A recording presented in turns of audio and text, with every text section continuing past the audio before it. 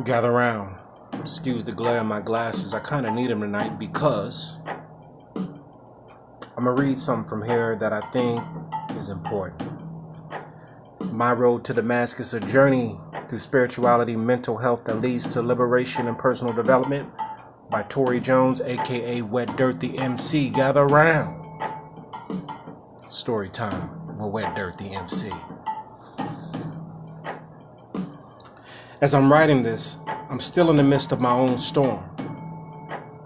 The clouds are parting and the rains are less fierce and consistent. I saw a video on YouTube with Zaza Ali. I'm not quoting her word for word, but she said if you're in a place in life where things may not be going well and you're stuck, one thing you could do to help yourself is to be of service to someone else. Disclaimer: I do not have all the answers. I may not have the specific answer to the storm you're currently facing, but I'm here for you. I understand.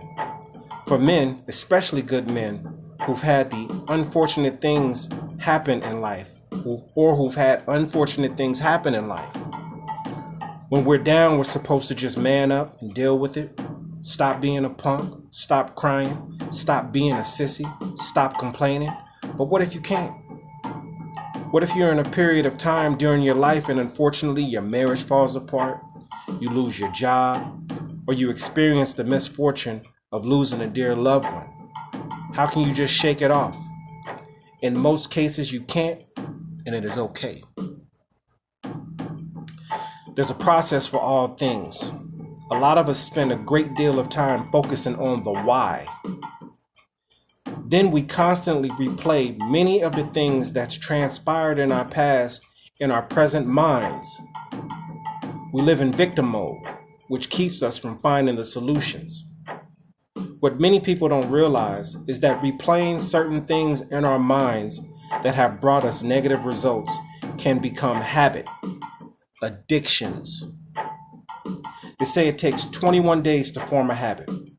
If you're bitter from a job you lost, let's say 2 years ago, and have not been able to bounce back, a reason you could be stagnant or haven't moved on can be that you're spending too much time on the hurt out of habit. Where there's no closure, moving on is almost impossible. I get it. It's hard. If it were easy, everyone would do it, and books like mine may not have to be written. But conquering defeat from your past is necessary. Moving on is necessary. Most of us look at the work that's involved and get intimidated.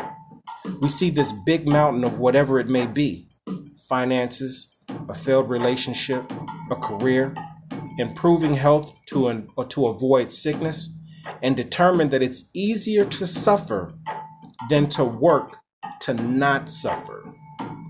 As far as that mountain of whatever it may be in front of you, you can't take the mountain all at once. That's what's so intimidating and why it still remains. Your mind is on the other side of the mountain, but your body is in front of it. Your actions and feelings remain in your past, and the disconnect causes everything from depression to anger to weight gain, substance abuse, and physical sickness.